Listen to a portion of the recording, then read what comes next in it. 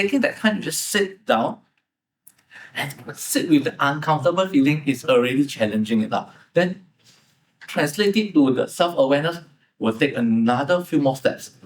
They do have the part of their own identity. They lost it somehow. They couldn't find it somehow. So we are the one that have the awareness and the consciousness to help them to build up their identity again. Being a caregiver often means living with constant uncertainty, not always knowing what comes next, whether you're making the right decisions, or how much is truly within your control. And while those feelings aren't unique to caregivers, caregiving can amplify them. The emotional and mental load doesn't just affect your own life, it's tied to someone else's well-being too. Day after day, caregivers carry responsibilities, routines, difficult decisions, and emotional pressure that rarely fully switches off. And that's why people often describe caregivers as strong. But behind that strength, how are caregivers actually holding up? Mentally, emotionally, and physically? How do you know when stress is becoming burnout? What are the warning signs before you hit your limit? And if burnout happens, how do you manage it before it completely overwhelms you? And that's the question we're exploring in this episode. What breaks caregivers first, the mind or the body? And before we begin, I'm currently creating a free mini course focused on emotional well-being, healthy caregiving, and practical support for caregivers. Sign-up link is in the description below. There's also a caregiver WhatsApp community linked below as well, because one of the most overlooked parts of caregiving is how isolating it can become. Alright, and today I'm joined by two incredible guests.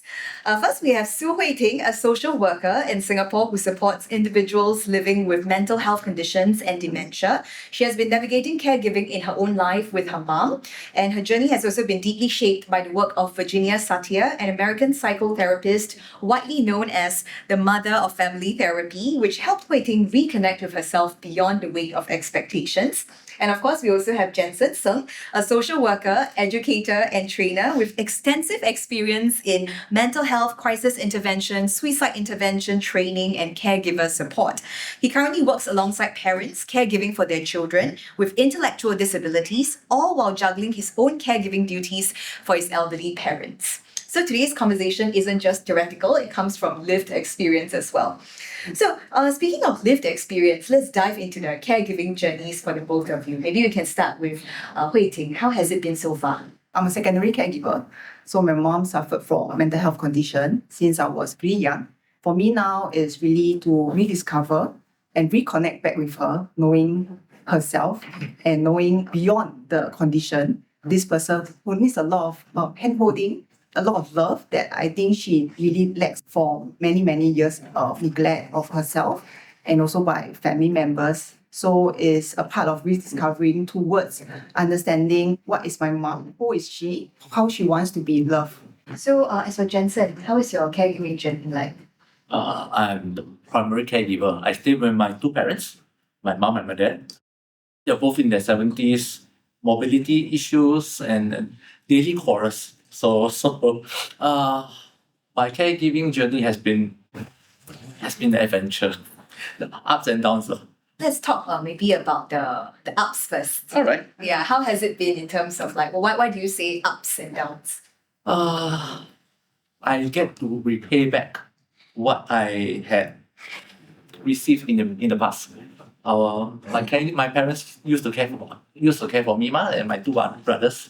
Now my two brothers moved out, they have their own families, and I'm the one left with the responsibility. And it's rewarding to see them aging well. Yeah, that's the ups. But the downs is sometimes when the quarrels get intense over medication, over getting my dad to do the physiotherapy exercises, it gets very intense and those are the downs. So the downs, ups and downs, balance out.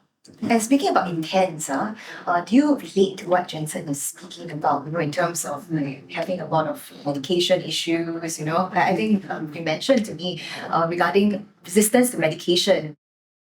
I think that's a lot on it's a recent situation that happens. My mom requires certain medical decisions. For her, because of her mental health condition, she unable to make decisions for herself. So when it comes to certain medical decision, as children, as a caregiver, we want to give her the best, right? But the thing is, whether she wants it or not is also another story.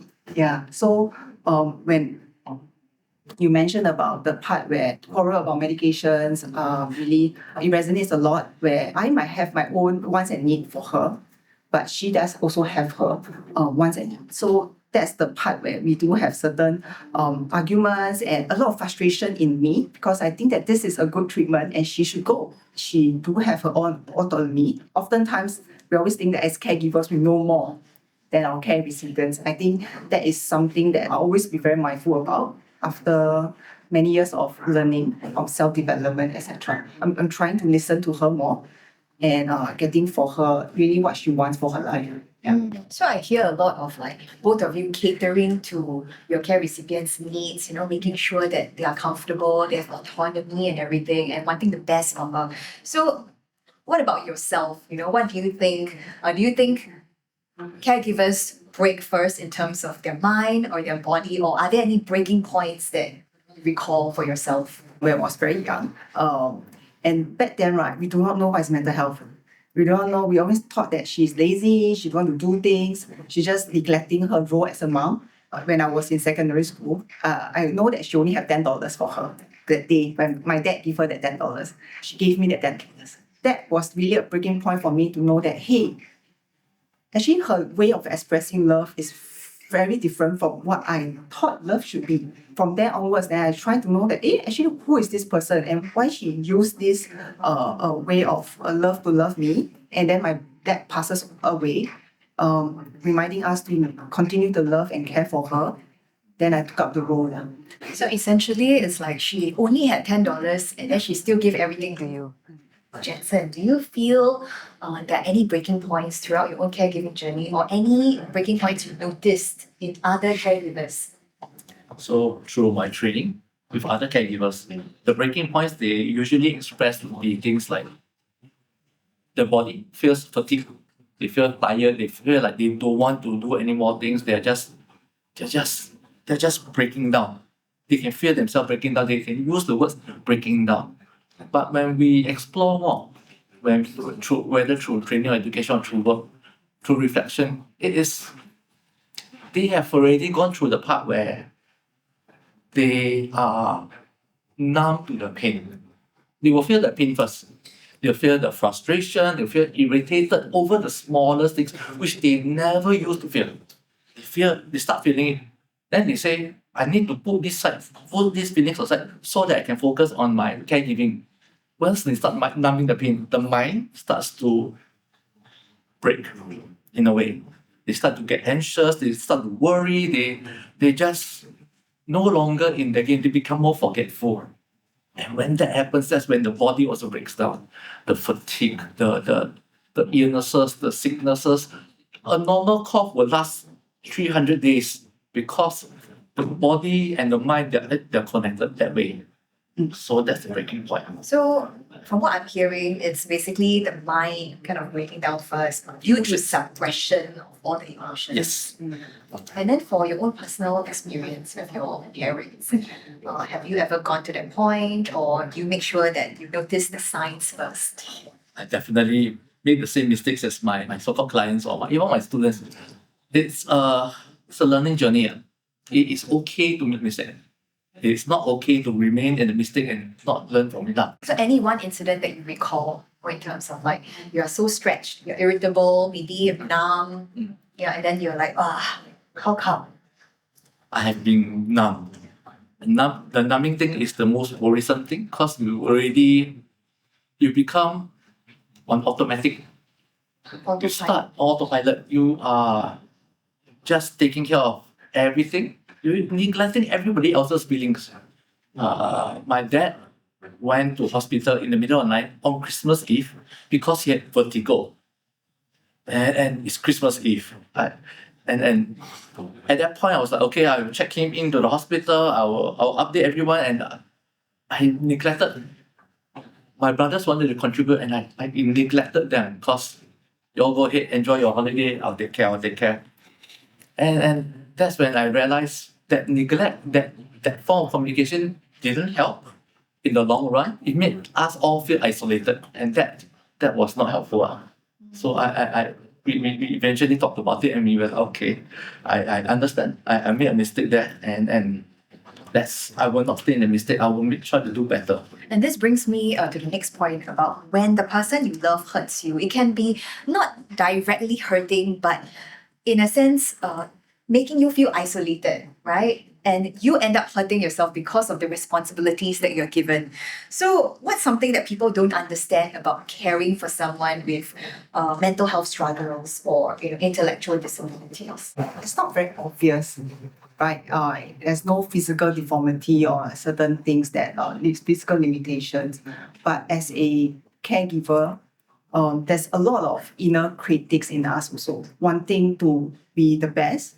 What society tells you, you should be this, you should be this, you should be doing this, and even the media, right, telling you that, filial daughter should look like what and all. My caregiving journey with my mom has been very interesting for me to always rediscover this person. Who is this person and why she is behaving such a way? And because she suffered from a mental health condition for many, many years, the neglect, even learning how to shower is something that we often take for granted. Yeah. And I would need to kind of observe and teach her how to do it again. Yeah. So in such situations, and because of such interactions, we were quite distant when we were very young. So I do not know this lady, who is she, and all this. Suddenly she stayed with me. Then there's a lot of conflict when I was younger.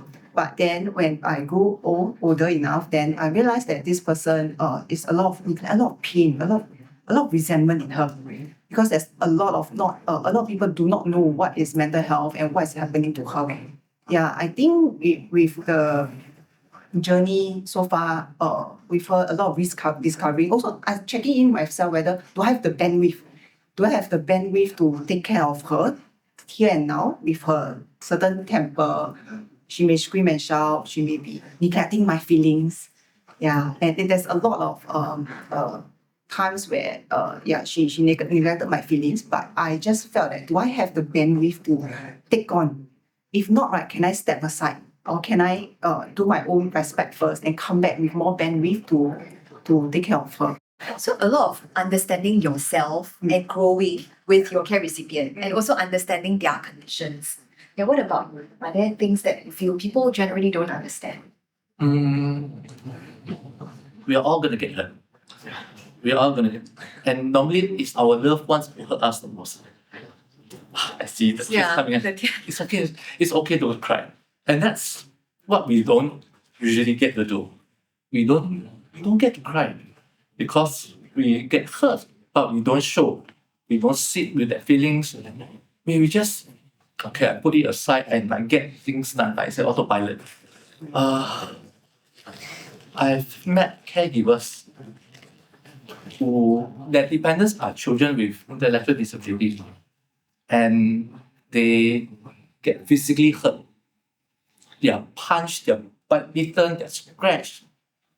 And even worse, the kids start destroying property in the house, and the parents don't have time to sit down. The parents are either scolding the child, trying to calm the child down by physically restraining them, causing more hurt for everyone. Everybody is in autopilot mode when crisis happens, when hurt happens. So what I learned, or what we usually educate caregivers is this: it is okay to be angry, but you have to understand what you're angry about. We are angry about their safety. We want them to be safe. That's why we start physically restraining them. We start screaming and shouting. It's not because we're angry, but we are concerned about their safety. That is caregivers' love. The love language is not always, I love you, son. Our caregivers brought up wasn't like that. I'm very sure. Our caregivers were a different kind of, they had a different textbook. We will get hurt. We will get hurt. Physically, we get hurt. Emotionally. First thing to address the hurt is through concern. Son, I know you're angry. It's okay. Once you're done throwing things, come to me, tell me, are you injured after throwing things? If not, We drink water, we will talk about it again later, but we just calm down. Daddy is not angry, mommy is not angry. We are just here to keep you safe first. We will address the other things later, whether you like this topic, you like that teacher. Same thing for elderly. They will disagree with medication, they will disagree with physiotherapy exercises, they will do exercise the way they want to do. And then when we tell them, I think you're not doing it rightly, it's not very efficient, there will come the verbal altercations. No, you change the words to, you're doing really well, Dad. Can we do it better now? You're not doing it wrong, you're just doing it well, just do better. And that helps with the hurts. Because it's a vicious cycle. I hurt you, you hurt me back. And it becomes never ending. Then it grows into a lot of tension in the family. A lot of resentment. Resentment. And is that something that you notice as well? Your own family, maybe certain things don't go your way. Your mom is not following adhering to what you are saying, and then Yeah. I think it's also very recent, this part of me, because after knowing Virginia's retail work, really helping me to understand my mom more, a lot of empathetic or curiosity questionings towards my mom, and giving her the autonomy to freedom to do things that she wants. So I think this has been causing certain conflict with my other siblings also, because they wanted to protect her. They wanted to, make sure that you go anywhere, right, the helper must follow. Okay, but for me, I really want her to have her autonomy back, the decision making back. So I give her the autonomy to go and purchase things by her own and ask people for help if she needs, when she needs. So I think this part has been a bit of conflict, because I personally felt that when she is herself navigating the way and gaining that little confidence in her, is really a milestone for her to achieve. You can see her smile that after she completed certain tasks and she come back with the smile, and that the belief that I give her that she can do it, the trust, I believe is making her recover well in the community. Yeah. So it seems like we have talked about validation, acknowledgement of our care recipients, and also like step by step guiding them in a way and trusting them that they can make the right decisions for themselves. In a way, empowering them as well. So let's go back to the part about caregivers in terms of suppressing the emotions, right? So what happens if caregivers suppress their emotions for too long? Caregivers, firstly, all the frustration, the irritation, they will all try to numb. They'll try to keep it inside, like 内功 like that. They'll push down everything so that they can function every day. Day-to-day functioning. Then comes they suppress, still okay. At least they sit with it, I'm still relieved. When they suppress, forget about it and become numb, and they say, this is how it is. I am okay. That's where I get very concerned. Because it is the rubber band stretching out. When you stretch too much, it will break. Caregivers, when you suppress too much, you will break. You will need some sort of support. It doesn't have to be a professional support. It can be informal support. Your WhatsApp chat groups, your cell groups, your friends, your relatives, everybody can be an informal support. To empty the cup. Or else your cup, you keep filling up, it will overflow. And then that's where really very concerned things will happen. I think for myself, supporting someone with mental health condition, this ambiguous loss is always there. It's a very big theme for me, because knowing when we talk about losses, right, we always thought that it's like bereavement loss, that you don't have this person anymore. But in my real life, that every day, every time I have to see this person, right, and then I am also a child. I'm also someone who needs motherly love all this while, right? And this has been always I felt these grievances in me, because I don't get the love from my mom, right? It's a lot of struggle that whether should I take care of her now? In the past, she never take care of me at all, right? I was raised up by my aunties and uncles, Yeah, so I think this part of inner struggle, where you know that social media, or you know that media cultural aspects needed you to be filial piety, take care of your mom. But the other stretch is really, hey, this person every day scold me, then not really nice to me. Do I still want to be taking care of her? I think this little torturement inside your little, okay, so for us, we all know that inside there's a lot of part of us. We want to be this, we expect, we have a lot of different persona in us, right? And all these inner fightings. And I think for me, it's important to go back to myself, what I'm feeling comfortable here and now, and what I do as an adult now, right? I think it's important to know that I do have a decisions that I want to make to have a reconnection back to myself, what I will feel good about me making certain decisions. And I'm an adult now, I can take care of myself with the missing mom's figure and all this thing, but I just felt that I can do that for myself. And can I do a bit more for my mom when I have more headspace and bandwidth? Yeah, so I think this is what Visional Satya work has been very amazing for me, and it has groomed me and shaped who I am. I'm wondering also about warning signs, a caregiver's like emotional environment has become unsafe. Isolation. When you start feeling really comfortable, not just comfortable being alone, but comfortable making decisions by yourself, doing things by yourself, looking after your dependent, whether is it a child, elderly. When you start isolating, you stop listening to your partner's input, your siblings' input, even your dependent's input. That is the unseen danger. It's an invisible danger. And again, because you isolate, you don't care, you don't listen, you hurt them, they hurt you back, and it's a whole cycle again. So you're just like walking your own way and doing it your style. Okay, what about? I think for me is a lot of because we are not isolated in just a caregiver role, right? We have a lot of persona, we have a lot of roles to play. We are a mom to someone, or a mom to a child, or a worker inside the system itself, and we don't live in silos. So I think it will portray in different bits and pieces in your interaction with people.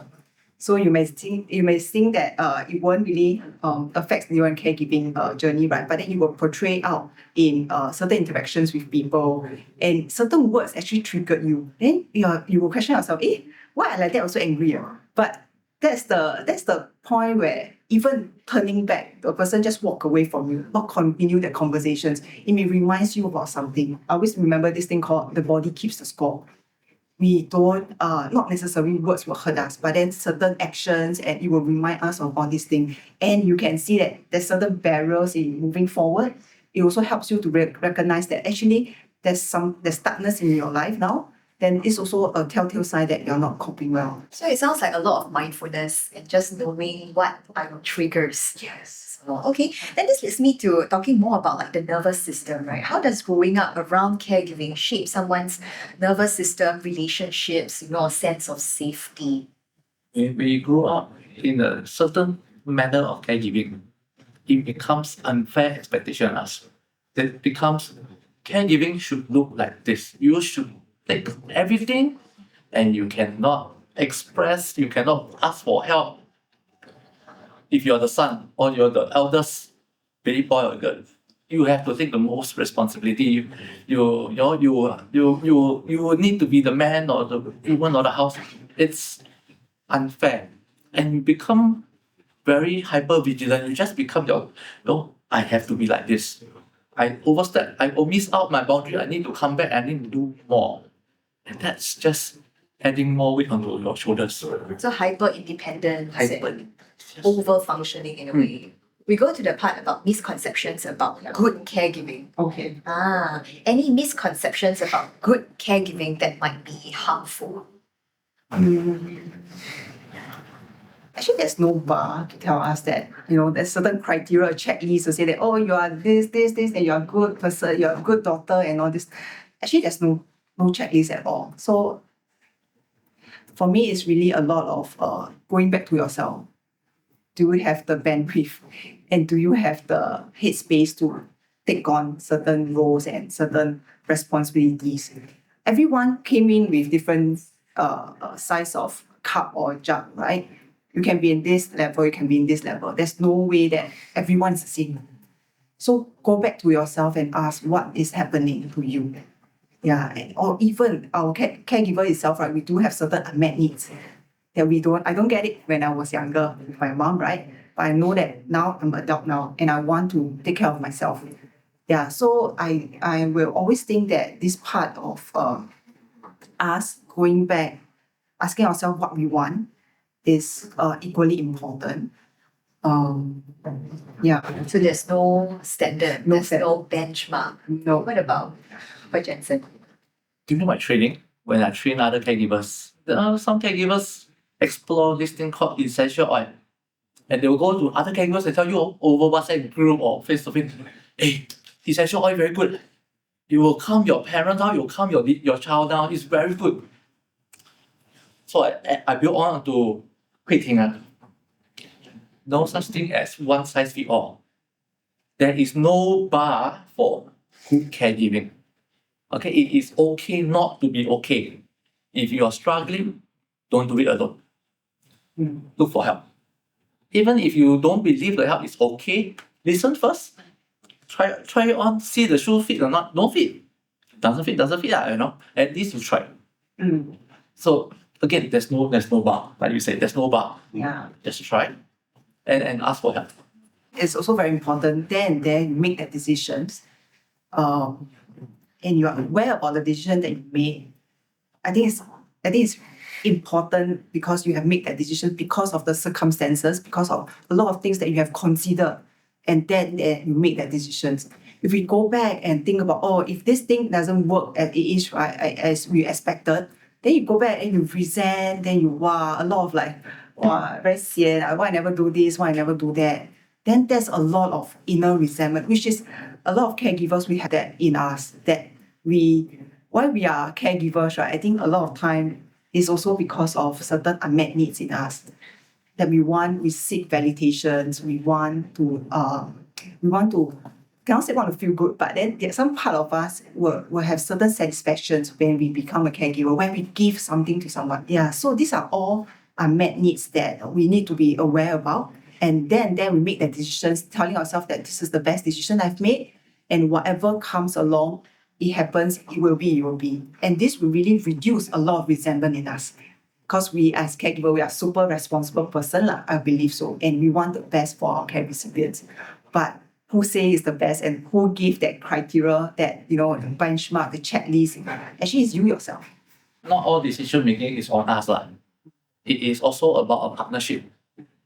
We need to we are aware of the decision we make, but we also need to make it with our dependent, our loved ones. If they don't want to listen to you for that one, they say they want to just touch the catheter.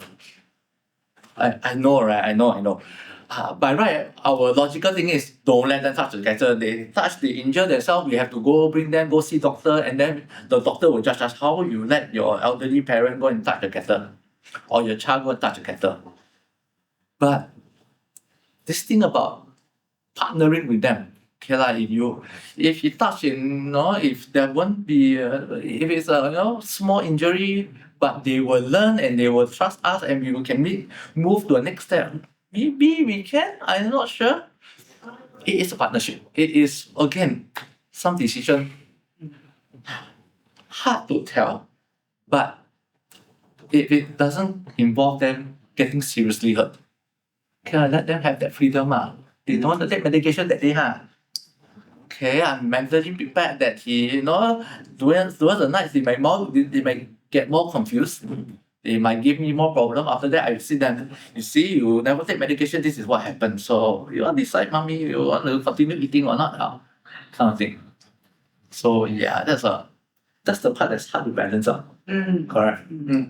So what are the common mistakes that caregivers make that might be harmless at first? Any caregiver mistakes come to mind? We always think that there's power and control. That means we are a higher level towards our care recipients. I know better than my care recipients. Actually, this is not not exactly what it is. They do have the part of their own identity. They lost it somehow. They couldn't find it somehow. So we are the one that have the awareness and the consciousness to help them to build up their identity again and help them to be it like elderly caregiver or even a person living with mental health condition or even dementia. There's this self in them that is still them, right? Beyond the illnesses. So find out all this, who are they and all this. I think it's also very important to give them autonomy back, like you mentioned, and give them try out new things.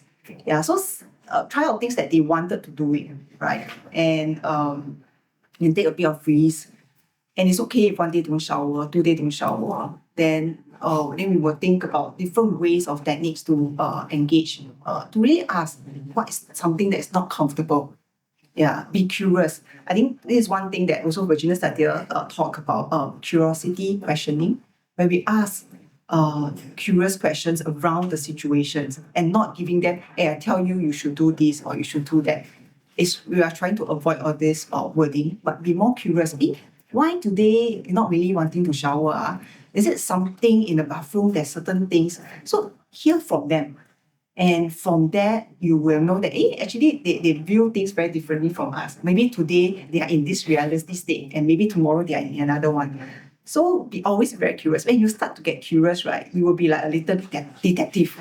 Yeah, so you will be you'll be enjoying the process with the care recipient. So I think for me, I'm doing that with my mom now. A lot of like dancing cha-cha here and there. When I say certain things, then she has certain response, right? They want to scold me already, then I retract back again.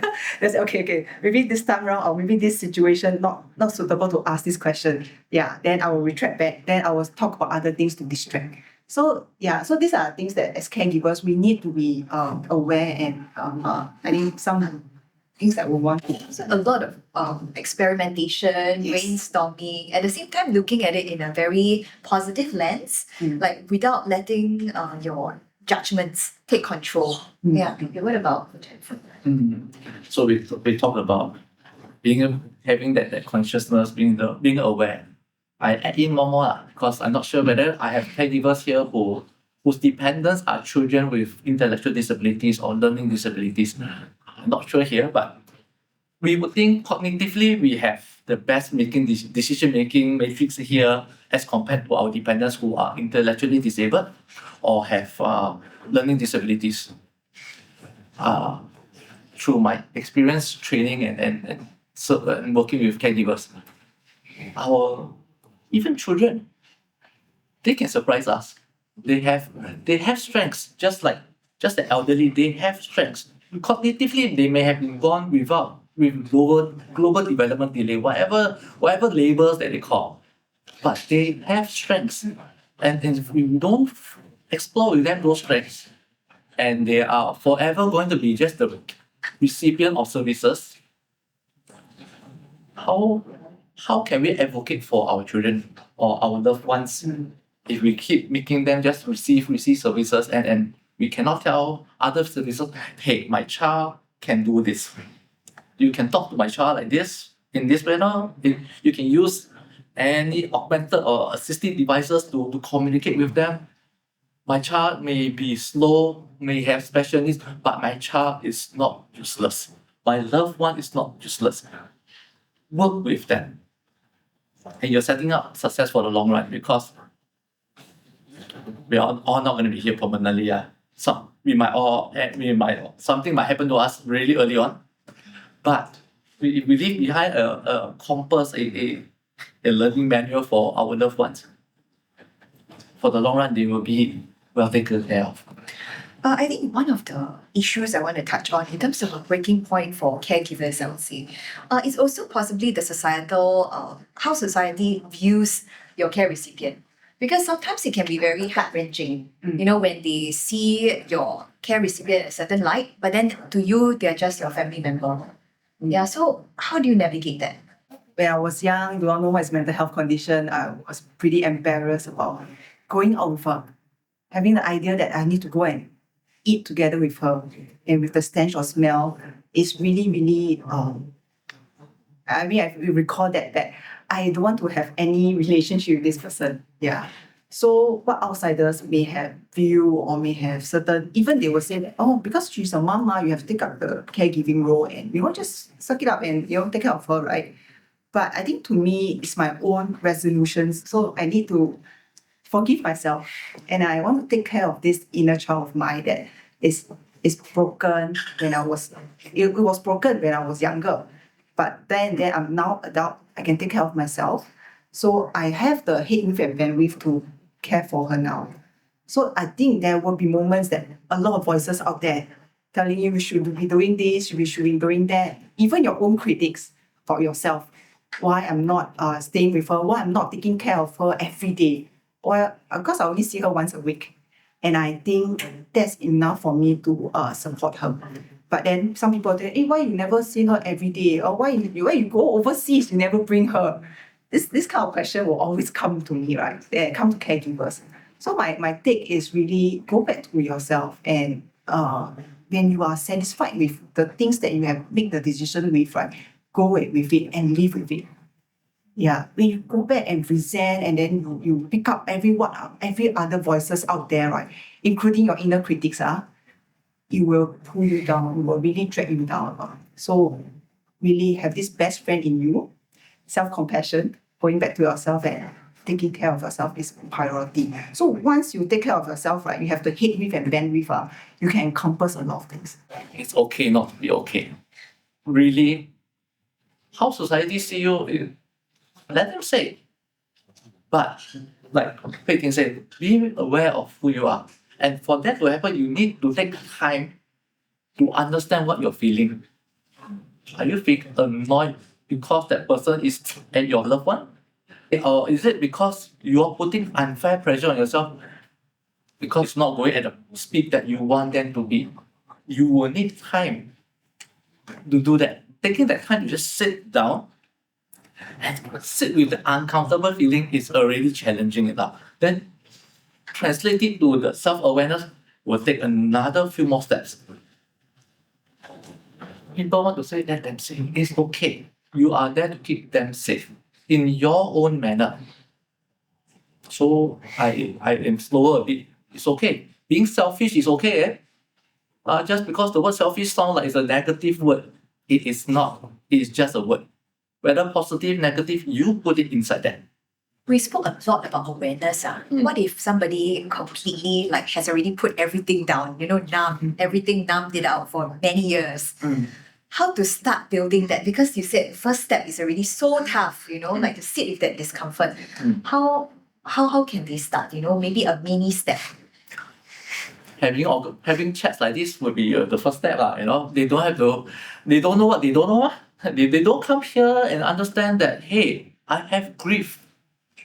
Maybe the moment my child got diagnosed or my parent has a mental condition, I already have a traumatic experience. I have grief. But and grief is not just most people assign grief to funeral. People die at funeral, you see them either playing mahjong or folding the joss paper or talking to relatives. They are always doing something, but they're not sitting with the grief. Because crying in front of people in the public or crying in front of loved ones is a taboo, it's a stigma. It is societal pressure on us. It doesn't have to be. You can grieve, but and for that to happen, you need to sit down. It's uncomfortable. The uncomfortable part is the one nobody wants to do. And so the first step is to get comfortable with the uncomfortableness. And you can do that with people around you as well. Yeah. For me, very, very first step is really to, when you first aware about the discomfort in you first. I think this is the step forward part, whether do you want to change? Do you want to take care of yourself? I think it's the awareness of stuckness. And the fact that everyone is here also felt that there could be, or maybe later on people were watching it, it's the stuckness they felt in them that makes them very uncomfortable. Yeah, be it in your caregiving role or even your work, you felt that stuckness in you, right? Maybe you want to take a pause and look back into yourself. Actually, what is happening within me? This is one way. Look out for informal support or formal support. I think definitely there's certain role models in your life that you will talk to, and certain role models that you are very comfortable sharing your issues with. Talk to them first. Yeah, then if really don't have, then another layer will be healthcare professionals. So community mental health professionals are there. So they are professional counselors, psychotherapy, and over social workers. So there are professional levels that you can actually also open up to them and engage them. Talking more about support, I think Huiting, you were mentioning to me previously about having faith in us, your sister's support and everything. Yeah, can you tell me more about how did you all start organizing that? Okay. Yeah, so it's very interesting. So I'm 38 this year. So back then in my my parents, right, my auntie uncles, they often quarrels lah. Then there's a lot of fights. Then I have two other sisters, elder sisters. So actually all of us, we witness all these fights every day, day in, day out about money. So it's very frustrating. But we tell ourselves, three of us, we just look at each other, we say that next time we cannot be like that. We don't want to be like that. Yeah. So now three of us are very, very closely knitted together. We have different roles. So for me, I can communicate better with my mom. So I'm the communicator, I'm the PR, right? I'm the HR for my mom. So I will take care of my mom, talk to her very calmly to communicate with her. Then my sister played the role of financial. So she plans all the budgeting, what insurance to buy, that kind of thing. So taking care of my mom when she's hospitalized, what would be the things that route to go. So she strategized all this. But with that said, right, sometimes things happen and I may not have the bandwidth. Yeah, so it's very recent, again, the medical decision situation that we have to get my mom to talk to the doctor to say that, yes, I want to go for the surgery. But my mom kept saying, I don't know. So my sis called me, SOS, hey, talk to her. She kept saying don't know and don't know want to continue this surgery or not. Then there, I don't have bandwidth. I'm with my client and I'm having my things of my own. I really don't have the headspace. Then I tell my sister, I trust her. So I tell my sister, sorry, I can't take the phone now. Can you handle it? Can you get the doctors to handle it also? So I trust the system to let the system work for me. And miraculously, it happens. So my mom said yes to the surgery. But after that, on the surgery bed, she don't want again. So we don't pursue it because I think I want to respect her. This is what she says that she don't want to do it. Yeah, I just want to respect her that. So it's not happy ending. She never go through that. But then I love the process that I allowed her to make the decisions, the family coming together to take certain positions and also stand in for me when I cannot make it, when I am lost also equally. When your care recipient flip-flops, right, on decisions, it can be very frustrating. It's like you arrange really, for example, recently I also arranged housekeeping service for my mom. And then at the last minute, the housekeeper is there and then she's like, oh no, don't want to proceed and everything. So it feels very frustrating. Yeah, so I can totally relate, in terms of how you feel about the person flip-flopping, but at the same time, you still have to respect the decision. Like, this is her decision now, that's okay. Let's talk about maybe the signs that someone needs support or intervention. When you see caregivers, maybe because they're numb, right? Maybe you don't see it, so it's not obvious, right? So what are the signs that you pick up? See them and then you're like, oh, something is wrong. Or maybe they need to try something. We see a combination of symptoms, not just one or two. It's a whole combination. They start not talking to you.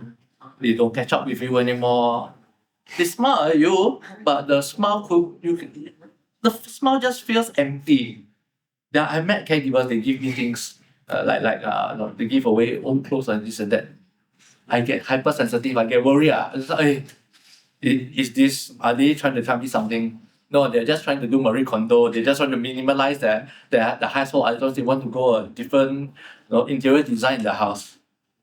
But it's always good to be aware that person smiling may be a cry for help as well. And you just need to be aware of, spend more time, check on the other symptoms. Like are they still talking to you? How do they talk to you? Is there any hope in their voice? There's so many things to be aware, to be sensitive of. And when they say, it's okay, I'm used to it already.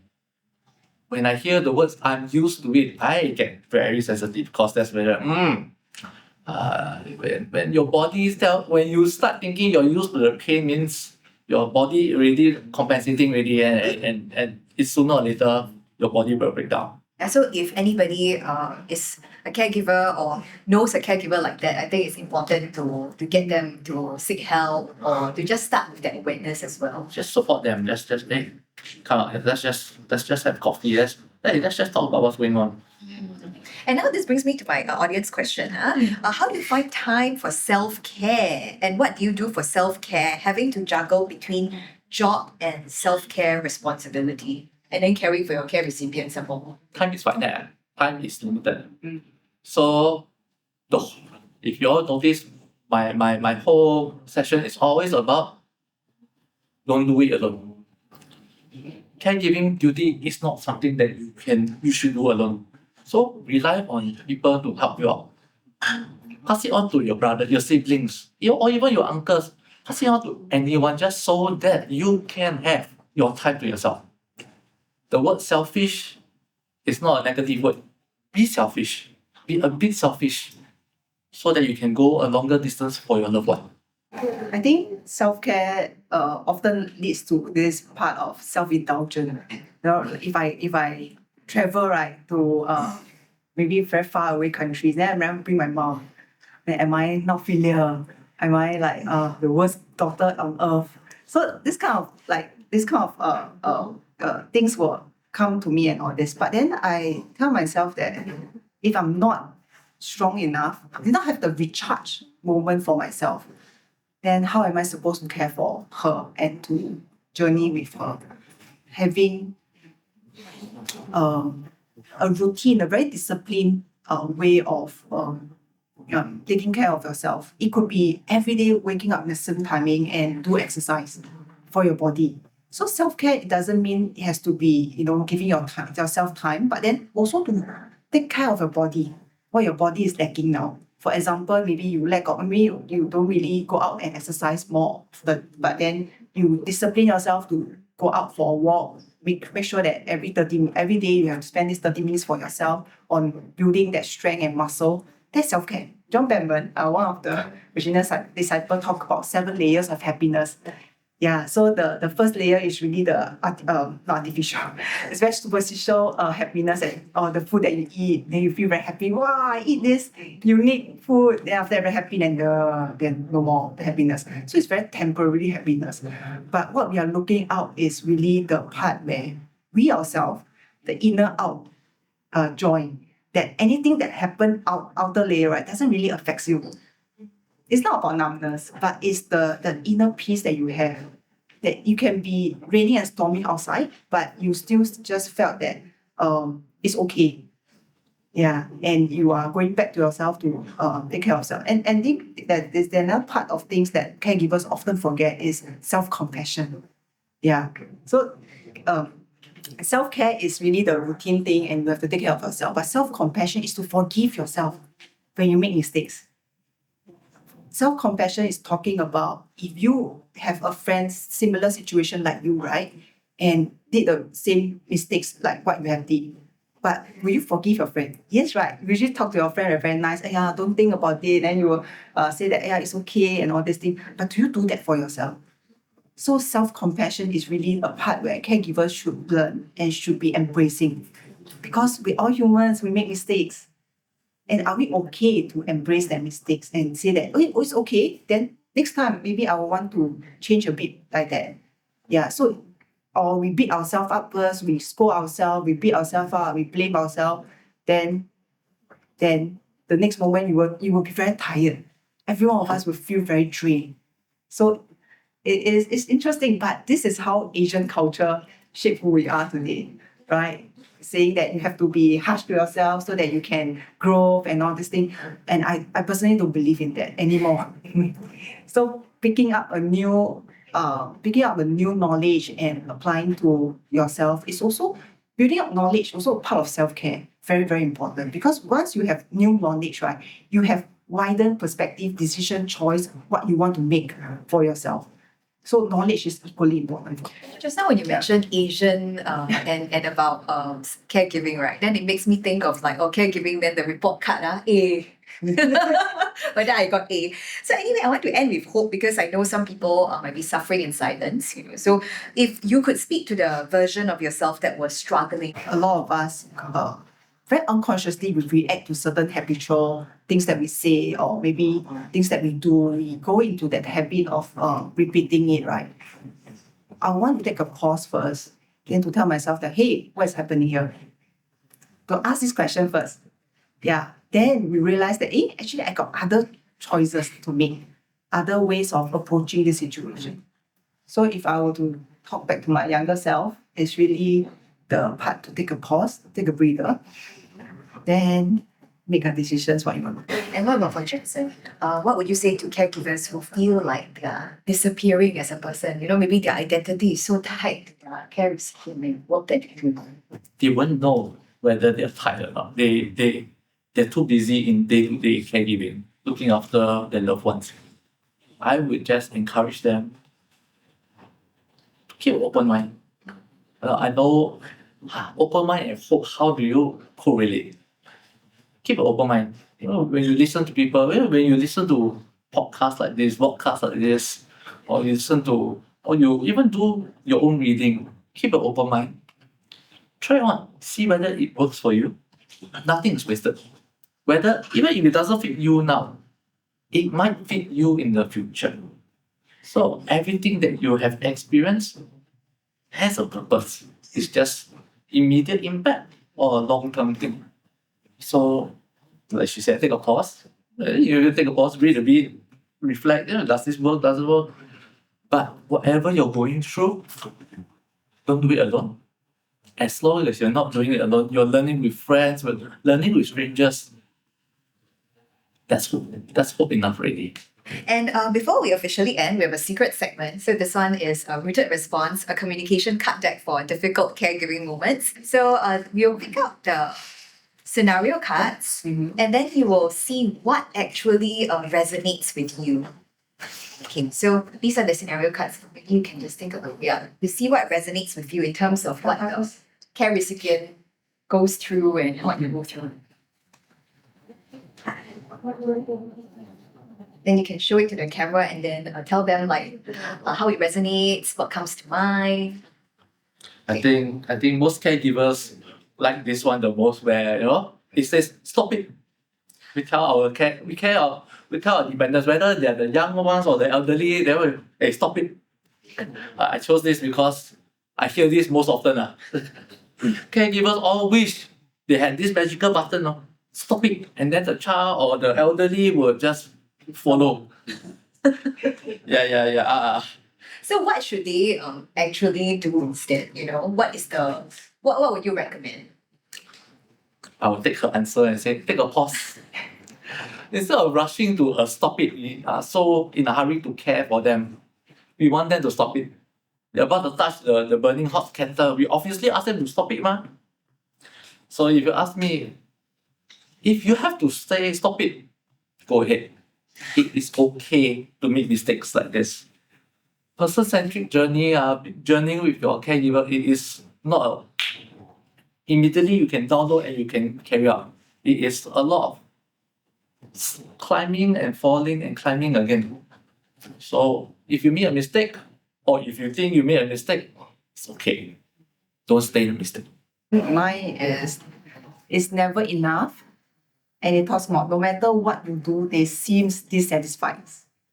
And I think it's very, very relatable to me because I think because of the caregiving experience, right? Since I was younger and till now, it actually grows up with me that I often required to seek a lot of approval from people, external validations from people, which I found very draining. Even they have certain expectations on me, and does it really matter for me to meet everyone's expectations?